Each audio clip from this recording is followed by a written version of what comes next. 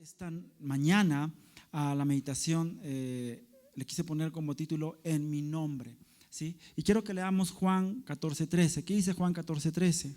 Lo leemos, por favor. Dice: y todo lo que pidan en mi nombre, lo haré. No sale, ¿verdad? Pero vamos a ver. Todo lo que pidan en mi nombre, lo haré, para que el Padre sea glorificado en el Hijo. Si me piden algo en mi nombre, yo lo haré. ¿Quién dijo esto? ¿Quién dijo esto? Sin miedo, iglesia. ¿Quién dijo? Jesús. Jesús dijo esto. Si piden en mi nombre, yo lo haré. Eso es lo que dijo Jesús. ¿Ok? ¿Siempre Dios ha respondido a tus peticiones? ¿Siempre? ¿Seguro que siempre ese deseo que has tenido en tu corazón, Dios lo ha respondido?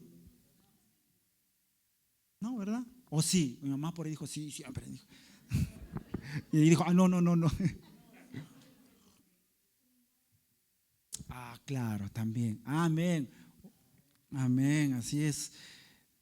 No siempre el Señor responderá con un sí, ¿verdad? O a veces será una espera, ¿no? O a veces no dirá nada, ¿no? Y habrá silencio absoluto, ¿no? Entonces tú dices, entonces aquí Dios me está mintiendo porque dice, todo lo que pidan en mi nombre yo lo haré, ¿verdad? Yo siempre pongo este ejemplo, ¿no? En mí y en mi esposa, o en mi esposa y en mí, ¿no? Nosotros deseamos tener hijos, ¿ok? Y no podemos, pues, ¿no? Por el momento decimos siempre nosotros, ¿no? No decimos, no podemos y ya nos hemos negado a esta idea, pero por el momento no podemos. Pero ¿cuántas veces hemos orado, verdad? Señor, en tu nombre. ¿Cuántas veces yo me he abrazado del vientre de mi esposa llorando? Señor, en tu nombre. Y ya voy a cumplir 5 años de casados el 20 de abril del año que viene. Pero todavía no pasa nada, ¿no? Todavía. Pero, ¿entonces Dios miente? Y ya es contradictorio porque nos sentimos como que a veces yo te pedí, Dios, esto y no me respondiste. Cuando Marta y María están esperando que Jesús vaya por su amigo Lázaro, Jesús, ¿qué dijo? Después, ¿verdad? Y murió, ¿verdad, Lázaro? Obviamente resucitó, ¿no? Pero no en el momento que ellos querían que suceda, ¿no? Y saben, justo meditaba hace tiempo en esto cuando, no sé si se acuerdan que había un cojo en la puerta del templo La Hermosa, ¿verdad? Una vez meditamos en esto, de que tenía como 40 años ahí, ¿no? ¿Y quién viene? Pedro, Sor Pedro, ¿verdad? Lo levanta y camina, ¿verdad? Y yo decía, ¿y por qué no lo hizo Jesús? ¿Verdad? Si Jesús anduvo cuando este cojo ya estaba en esta puerta del templo de la Hermosa, ya estuvo ahí, ¿por qué no lo levantó él?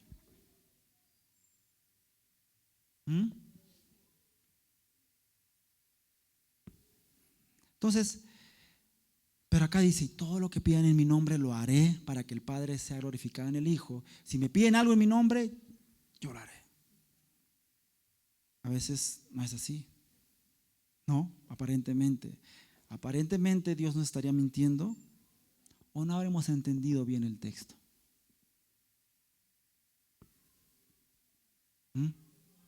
Vamos a ver. Acá dice todo lo que pidan, ¿no? Esto es todo lo que pidan. ¿Y se está refiriendo a lo que sea o tendrá un fin específico? O estará diciendo, pídame lo que quieran. Veamos qué dice un texto antes. En Juan 14:12 dice, en verdad les digo, el que cree en mí, las obras que yo hago, él las hará también. Y aún mayores que estas hará, porque yo voy al Padre. ¿Sí? La Biblia dice algo. Jesús vino a nosotros con un propósito. ¿Sí? La Biblia dice en Juan 3:16, ¿qué dice? ¿Qué dice en Juan 3:16 la palabra de Dios? Muy bien. Que ha dado, que dio a su Hijo unigénito para que todo que en Él cree no se pierda, mas tenga vida eterna. El propósito de Jesús al venir a nosotros tenía su propósito, es que todos se salven, ¿no? O que reconozcan su pecado por medio de Él y puedan tener una vida eterna. ¿Mm? Y ese es el propósito que tiene la iglesia hoy también. Llevar el mensaje de Jesús. Esa es la obra que Jesús vino a hacer, ¿sí? En medio de nosotros. Esa es su obra. Que ahora lo tenemos nosotros como iglesia. Obviamente Jesús, en el transcurso de su vida, aquí con nosotros en la tierra, cuando Él fue enviado, hubo milagros, sí. Hubo prodigios, sí. Se alimentó a más de 5,000 personas, sí, ¿no? Y saben, son cosas que la iglesia hoy hace todavía. ¿Cuántas organizaciones cristianas hay que dan de comer a muchos? Jesús dijo, a los pobres siempre los tendrán, dicen, a los necesitados siempre los tendrán. Y siempre hay necesitados. Y la iglesia, desde que empezó en el libro de los Hechos, siempre se preocupaban por quién, por las viudas, por los huérfanos. Siempre. Entonces, el trabajo que Jesús dejó a la iglesia, obviamente era un trabajo completo, ¿no? en la tierra, de parte de su iglesia. Y hay un mandato que todo cristiano debe seguir. Y vamos a leerlo y ustedes lo saben, Mateo 28, 19, 20. ¿Qué dice la palabra de Dios en Mateo 28, 19, 20? Dice, vayan pues y hagan discípulos de todas las naciones, bautizándolos en el nombre del Padre y del Hijo y del Espíritu Santo, enseñándoles a guardar todo lo que les he mandado. Y recuerden, yo estoy con ustedes todos los días hasta el fin del mundo. Entonces acá tenemos nosotros un propósito también como iglesia, que es el predicar el evangelio, hacer discípulos, bautizar personas, enseñarles el evangelio de Jesucristo. Ese es un fin. Entonces, aquí podemos notar que de las mayores obras que habla Jesús es la extensión de su evangelio, la extensión de su reino. No son milagros más grandes, ¿no? Porque muchos toman mayores cosas, ¿verdad? Jesús caminó sobre las aguas, yo voy a ir como corriendo sobre las aguas, ¿no? Algunos piensan que es mayor a esto, mayores a los milagros que Jesús hizo. No todos ven los portentos, no todos ven los milagros, pero muchos se olvidan del fin principal, que es predicar su evangelio, hacer discípulos, que es para lo que vino Jesús, ¿no? La Biblia dice que las señales los seguirán, mas no dice que tiene que haber señales, sino que las señales siguen a estos, siguen a los que predican del evangelio de Dios. Entonces, esas son las mayores obras. ¿Saben por qué? Porque ¿qué es mejor? Que un muerto resucite o que las personas que están muertas espiritualmente encuentren vida en Jesús y encuentren vida eterna en Él. Y eso es a lo que vino el Señor. Y saben, y lo extraordinario es lo siguiente: cuando Jesús estaba ascendiendo, dice la Biblia, no eran muchos los que estaban ahí, aproximadamente 400 personas, 500, algunos dicen, ¿no? En el momento que Jesús ascendió. Pero ¿a cuántos alimentó? A más de 5,000. Algunos calculan unos 15,000 personas con hijos, esposas. Eso me calculan, porque normalmente cuando la Biblia habla de 5,000, pues cuenta los hombres, ¿no? Por lo que era, como era la religión judía, ¿no? Entonces, aproximadamente ponle unos casi 15,000 personas que seguían a Jesús, y él mismo les decía, ustedes me siguen, ¿por qué les decía?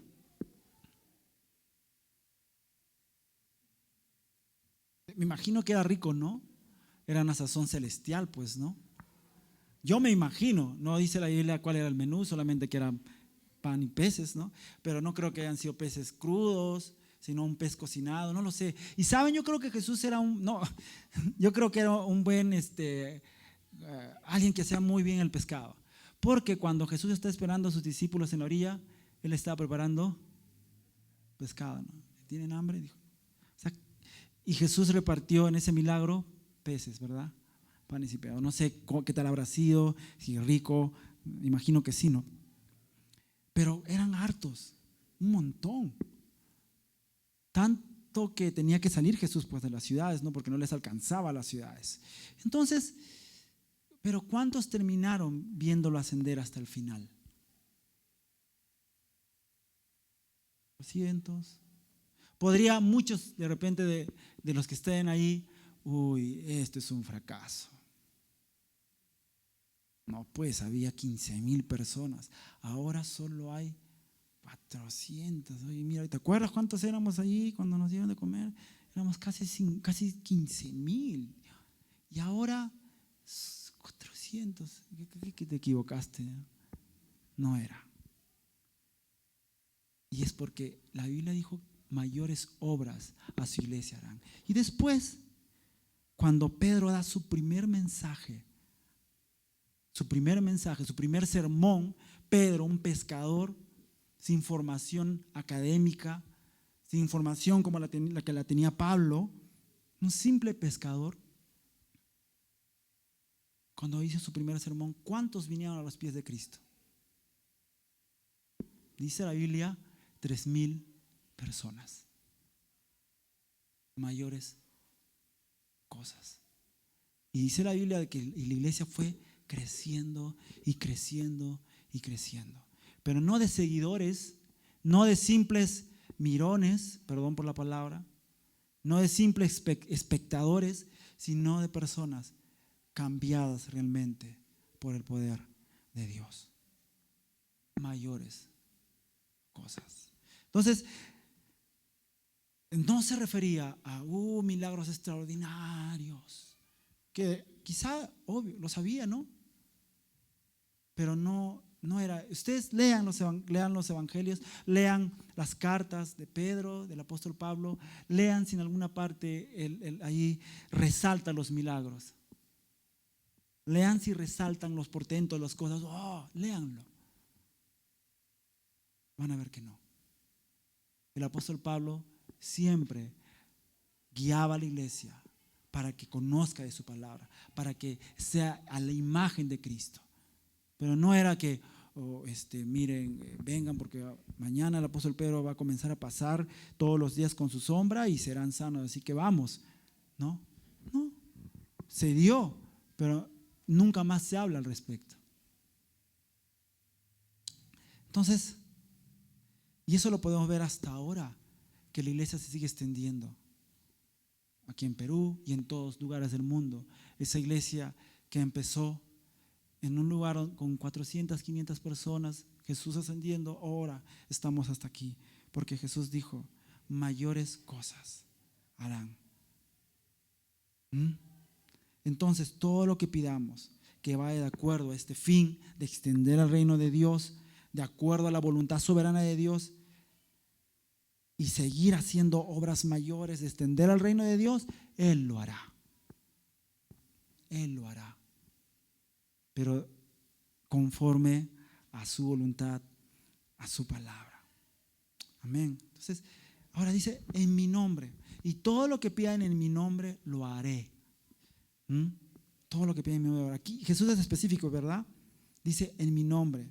Es decir, de acuerdo a su voluntad. O sea, no es una frase mágica, ¿eh? No, en el nombre de Jesús, en el nombre de Jesús, en el nombre de Jesús. algo mágico, como si ya el nombre de Jesús fuera algo mágico. Pero es una representación. Es como que cuando alguien viene en representación de el rey, por ejemplo, del rey de algún principado, ahora que está de moda la del rey Carlos III, que alguien venga en representación de él, ¿ustedes creen que va a hacer cualquier cosa, lo que se le ocurra hacer? Pues no, yo vengo en representación del rey y hago lo que quiero. No. ¿Qué sigue? Protocolos. ¿Qué sigue? Cosas que ya están designadas por hacer, porque viene en representación de una persona, de un nombre. Y a veces nosotros nos hemos olvidado, ¿verdad?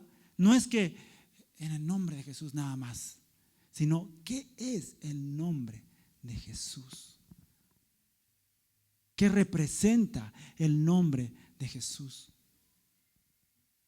En mi nombre. Eso es de acuerdo a su voluntad. No es solo algo por usar. No es una frase mágica que vamos a usar para cumplir nuestros deseos, para cumplir nuestra palabra, ¿no? Para cumplir lo que yo quiera. Porque Jesús dice, en mi nombre, ¿no? Entonces, a veces pues no pedimos de acuerdo a su voluntad, solamente pedimos de acuerdo a nuestro deseo, de acuerdo a lo que queremos. Entonces, todo lo que pidan tiene un respaldo en el nombre de Jesús. Así es. Y tiene una limitación, que es las peticiones deben ir de acuerdo con el carácter del nombre de Jesús, de acuerdo a su voluntad, de acuerdo a su palabra. Es como que alguien, como les dije en su momento, que viene en representación de alguien, ¿no? O un embajador en un país, representa al país, a su constitución, a sus leyes. Es por eso que cuando tú vas a una embajada, tú estás pisando suelo de ese país. Si yo voy acá a la embajada de Japón o a la embajada, no sé, de Estados Unidos, ese lugar es Estados Unidos, aunque esté en Perú. Entonces, yo como cristiano, cuando yo digo en el nombre de Jesús, yo debo representar el nombre de Jesús, saber lo que representa el nombre de Jesús como cristiano que soy. Porque si no, ¿cómo puedo decir que soy un representante del reino de Dios si no conozco el reino de mi Dios? Si no conozco su palabra, si no conozco su constitución, ¿cómo? Para uno poder adquirir una nacionalidad de un país, tiene que aprenderse su historia, su constitución, sus poderes que tiene. Lo tiene que hacer. De repente tú le preguntas a uno de Perú, ¿cuáles son los poderes que tenemos? Y de repente, yo creo que tengo el poder de convertirnos. ¿Cuántos poderes del Estado hay? Y algunos creo que hay varios, como 8. Pero alguien que realmente desea esa ciudadanía, se lo aprende. Legislativo, judicial, ejecutivo. ¿Y quién representa al legislativo? El Congreso. ¿Y quién representa al ejecutivo? El presidente. ¿Y quién representa al legislativo? Bueno, todo lo que es el poder judicial, ¿no? Todo eso, el poder judicial, los jueces, todo eso. Entonces, eso es el nombre de Jesús. Por eso que a veces no piden el nombre de Jesús y ya, ¿no? Como si ya, como si estuviéramos frente a una lámpara mágica, ¿no? Dice la Biblia en Romanos 11:36, porque de Él, por Él y para Él son todas las cosas. A Él sea la gloria para siempre. Amén. ¿Se dan cuenta? Porque de Él, por Él y para Él son todas las cosas. A Él sea la gloria para siempre. Amén. ¿Qué dice acá? De Él, por Él, para Él. No es por mí. No es de mí, por mí, para mí, hazme el milagro. Hay un propósito eterno, iglesia, que solo podemos entender y conocer cuando realmente tenemos una relación real con nuestro Dios. Y eso lo entendemos cuando empezamos a depender totalmente de Dios. Siempre nuestras peticiones buscarán glorificar al Padre. Cuando nosotros empezamos a depender realmente, totalmente de Dios, siempre nuestras peticiones buscarán glorificar al Padre. Siempre. Lo que hagamos buscará glorificar al Padre, porque entendemos que todo es de Él, para Él y por Él. Amén. A mí me encanta cuando alguien me dice, yo no hago eso, pastor, porque no siento que es mi lugar. No porque me dicen que no debo hacerlo, sino porque estoy descubriendo que no es mi lugar estar ahí. ¿Entienden? Porque está entendiendo cuál es su posición, ¿no? Cuando en el nombre de Jesús. Entonces, Jesús aquí dice, para que el Padre sea glorificado en el Hijo. Jesús siempre hacía todo. Ok, vamos a leer en esta parte de acá, ¿sí? Que dice, y todo lo que pidan en mi nombre lo haré para que el Padre sea glorificado en el Hijo. O sea, ¿sí? Jesús nos dice que para que el Padre sea glorificado en el Hijo. O sea, Jesús siempre hacía todo para glorificar, todo para glorificar al Padre.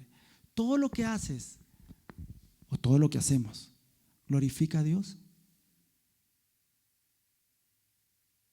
Yo también me miro al espejo, ¿no? Y digo, todo lo que yo hago, las decisiones que tomo, ¿glorifican a Dios? Y Jesús, Él decía, lo que yo hago tiene que glorificar a Dios. Y ese es nuestro ejemplo máximo, Jesús. Entonces, lo que hagamos tiene que glorificar al Padre. Porque cuando eso pasa es que entendemos que todo es de Él, para Él y por Él. Cuando nos despojamos de nosotros mismos. Él lo hacía todo para glorificar al Padre. Juan 11:4 dice, cuando Jesús lo oyó, dijo, esta enfermedad no es para muerte, sino para la gloria de Dios, para que el Hijo de Dios sea glorificado por medio de ella. ¿Cuándo dijo esto Jesús? ¿Cuándo dijo esto? Voy a leer una vez más. Cuando Jesús lo oyó, dijo, esta enfermedad no es para muerte, sino para la gloria de Dios, para que el Hijo de Dios sea glorificado por medio de ella. ¿Cuándo dijo esto Jesús? Por Lázaro. Cuando le preguntaron, tranquilos, ya había muerto, ¿no? Pero esta enfermedad no es para muerte, sino para la gloria de Dios. No dijo, espérate porque yo voy a hacer algo extraordinario. Tranquilo, tranquila María, tranquila Marta, o sea, tranquilos. No, dijo para la gloria de Dios, para que su Padre sea glorificado. ¿Se dan cuenta? Jesús poniendo primero la gloria a su Padre. No dijo, me voy a, es que es mi oportunidad, van a ver. Para la gloria del Padre. Jesús desde pequeño, desde que Él empezó, siempre sabía cuál era su labor. Cuando Él fue, cuando sus papás lo estuvieron buscando y Él estuvo hablando con los sacerdotes en el templo, ¿no? Él podía haber dicho, mamá, tú no sabes quién soy, yo soy el Hijo de Dios, así que tranquila, ¿no? No me vengas acá a decir, no. Dice la palabra de Dios que él sabía que no era su tiempo. Él hacía todo para la gloria del Padre. Y a sus padres humanos, a María y José, les hizo caso y bajó con ellos. El Hijo de Dios. Y a veces nosotros, con caprichos, con cositas, con que me miró, con que me dijo, con que este es mi deseo y yo quiero esto y la y bu. y no nos humillamos realmente delante de Dios. Y pensamos que nuestro Padre Celestial es un Padre que engríe, ¿no? Que es un abuelo, ¿no? O un tío que me va a comprar mis chocolates, ¿no? O el abuelo que está ahí, no le hagas, ¿no? Pero Dios es Padre, gracias, porque es Padre, no abuelo. Pues los que tienen hijos saben cómo son los abuelos, ¿verdad? Al final es, yo ya crié, tú estás criando, yo déjame engreírlo, ¿no? Ese es mi nieto, ¿no? Y yo también cuando digo eso, yo soy tío nomás, así que, de ahí, chao, ¿verdad? Y de ahí me veo con mi esposa y digo, ¿seguimos orando?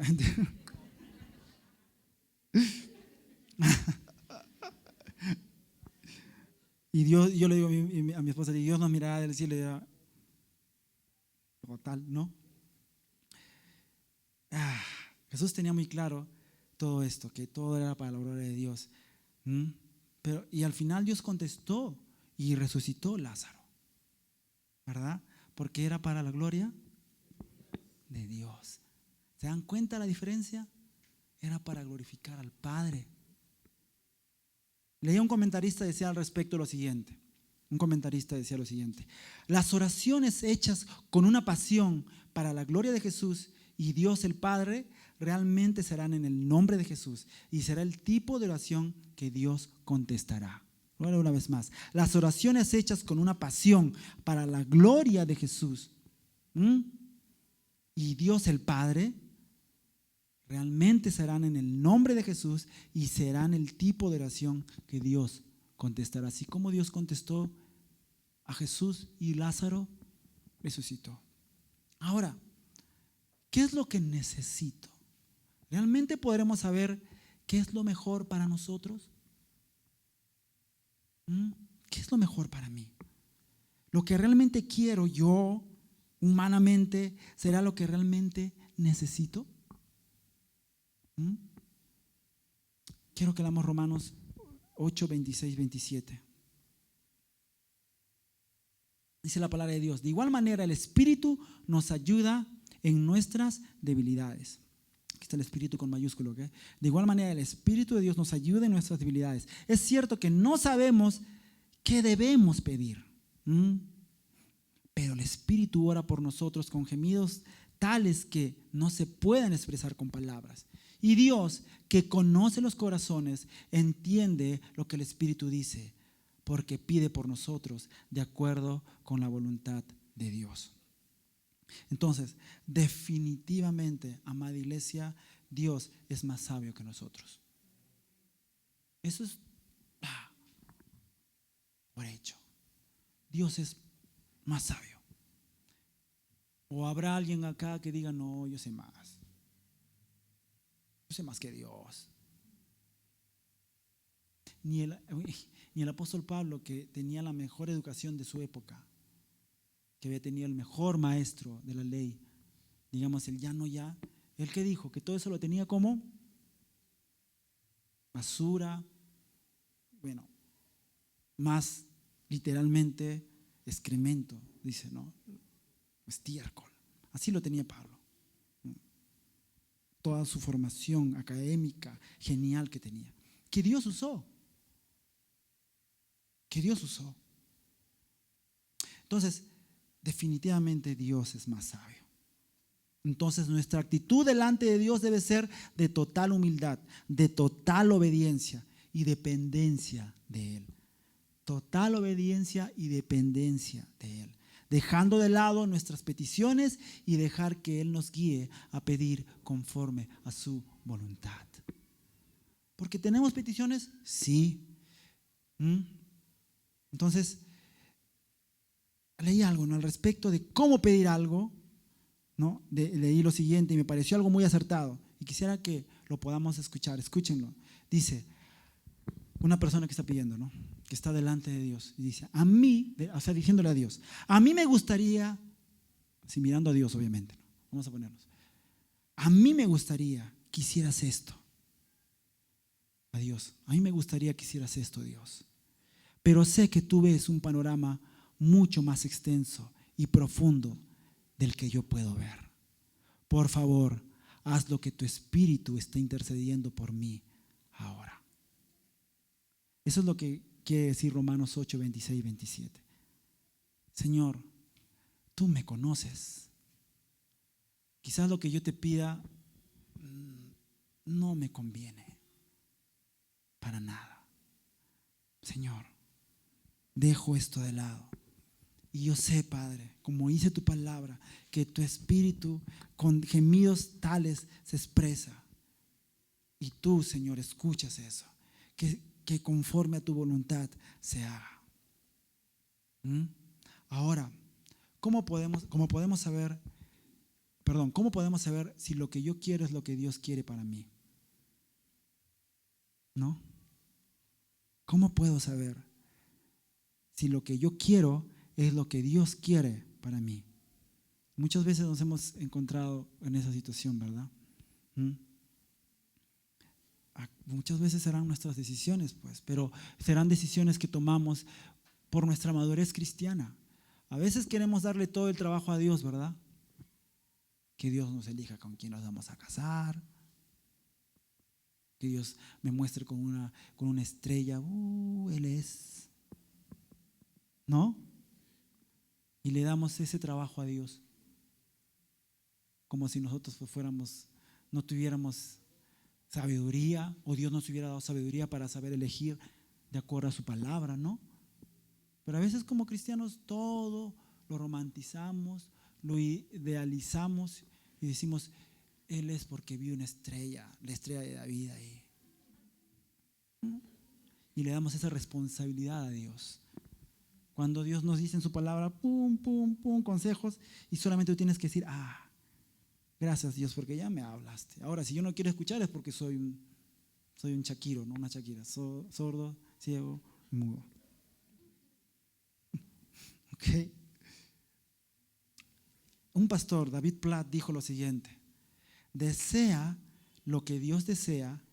Escuchen, este pastor dijo lo siguiente: desea lo que Dios desea y luego pide lo que conozcamos. Perdón. Ahora voy a leer bien. Desea lo que Dios desea y luego pide lo que quieras. Una vez más, para que lo entendamos. Desea lo que Dios desea y luego pide lo que quieras. Primero conoce a Dios. Introdúcete en Él.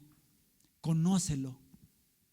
Y vas a ver que vas a pedir conforme a su voluntad. Mientras tú no hagas eso, pues pedirás conforme a tu voluntad. Pero cuando tú te introduces en el Señor, conoces su corazón,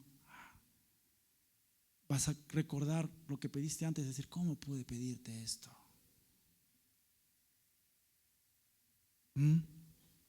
Yo creo que esa es una frase muy acertada, ya que nos habla de que cuando más conozcamos a Dios, más sabemos pedir de acuerdo a su soberana voluntad. Y es que si realmente lo amamos, iglesia, si realmente amamos a Dios, vamos a querer conocer más de Él. Es así. Y es en lo natural, pues si yo amo a mi esposa, pues quiero conocer más de ella, ¿verdad? ¿No, amor? Si no, ahora ella por asuntos, como yo les expliqué, les dije, ¿no? Por su tesis y todo eso está que viaja. Y yo estaba como sonámbulo, ¿no? Los primeros días estaba así, ¿no? No quería llegar a mi casa, me sentía muy triste. Y bueno, gracias a Dios por la tecnología podemos vernos muy seguido con ella, ¿no? Y es porque realmente pues la necesito, pues, ¿no? Porque la amo, pues. Porque la conozco. Cuando me dice algo, yo sé cómo está y me da impotencia no poder estar ahí en ese momento porque está a 8 horas de camino lejos y no hay buses que salgan así como para yo ir al toque a verla, ¿no? Y cuando yo le digo algo, yo sé que ella también se siente como quisiera estar ahí y no puede, porque la amo y la necesito. Pues si amamos a Dios, pues vamos a querer conocerlo más. ¿Qué dice Juan 14:15? Jesús, la verdad, era lo máximo. Es lo máximo. Si ustedes me aman, guardarán mis mandamientos. Jesús no se andaba por las ramas, ¿verdad?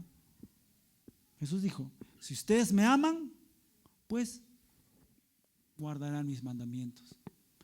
¿Cómo me doy cuenta que me aman? Pues si guardan mis mandamientos. Así de sencillo. Entonces, algo que evidencia nuestro amor por Dios es que guardemos sus mandamientos. Es decir, que los pongamos en práctica. No quiere decir, acá están los mandamientos y los guardo. No, sino es ponerlos en práctica en nuestras vidas. Eso va a evidenciar claramente que amamos a Dios. Ahora, cuando hacemos de su palabra carne en nuestras vidas, comenzamos a crecer. Amén. Cuando estas palabras lo hacemos carne en nosotros, vamos a comenzar a crecer y vamos a comenzar a dar fruto. Y vamos a ir madurando. Y Dios responderá a las oraciones de un cristiano maduro, porque va a pedir conforme a su voluntad. Así es. Leíamos en el discipulado, no me acuerdo si el 3 o el 1, que hablaba de que en iglesia algunos son postes y otros son árboles. No, y decía el discipulado, ok, no lo escribí yo el discipulado. No sé si el 3, ¿verdad? El 3, ¿no? Es que estoy hablando del 1 y el 3, se me pueden ir las ideas. Y el discipulado 3 decía eso, que algunos son postes y otros son árboles. O sea que unos darán frutos y los otros pues serán postes siempre quizá. ¿Tú qué quieres ser, poste o árbol? Yo me pregunto, Abraham, ¿qué quieres ser? ¿Poste o árbol? Yo estoy seguro, hermanos, que Dios responde a las oraciones de un cristiano maduro. Pues tenemos que caminar para madurar en Cristo. Un cristiano inmaduro orará pues y se resentirá con Dios y dirá, ¿por qué no me respondes? Pero un cristiano maduro sabrá pedir a Dios, conocerá a su Padre. En Juan 15:16 dice la palabra de Dios, ustedes no me escogieron a mí, sino que yo los escogí a ustedes y los designé para que vayan y den fruto y que su fruto permanezca, para que todo lo que pidan al Padre en mi nombre se lo conceda. Acá habla de cristianos maduros, de cristianos que dan. ¿Se dan cuenta? Jesús es, ustedes no me escogieron a mí, sino que yo los escogí a ustedes y los designé para que vayan y den fruto y que su fruto permanezca. Pues si esto es así, todo lo que pidan al Padre en mi nombre lo haré. Qué extraordinario, ¿verdad? Pues busca del Señor, busca crecer en Él, busca madurar, y te aseguro que cuando vayas a los pies de Cristo, en tus momentos a solas con Él, vas a saber pedir. Dios te va a guiar. Dios nos va a guiar. Amada iglesia, por ninguna razón, Dios se va a someter a nosotros. No se va a someter a mis sueños, a mis anhelos. No se va a someter. Él dice la palabra, lo hablamos la semana pasada, Él es fiel ¿a qué? A su palabra. No es, yo lo voy a hacer a mi hijo, yo lo voy a hacer. Es de acuerdo a su palabra. Dios no se va a someter ni a nuestras peticiones, ni a nuestros sueños, como si Él fuera el genio de una lámpara maravillosa. ¿No? Como si, Señor, 3, ¿me cumples? Somos nosotros los que debemos estar sometidos siempre a la voluntad de Dios, siempre a su voluntad. Y podemos concluir que Dios siempre va a responder cuando le pedimos conforme a su voluntad. Y eso lo logramos cuando dejamos que Dios controle nuestras vidas a través de su palabra. Madurez.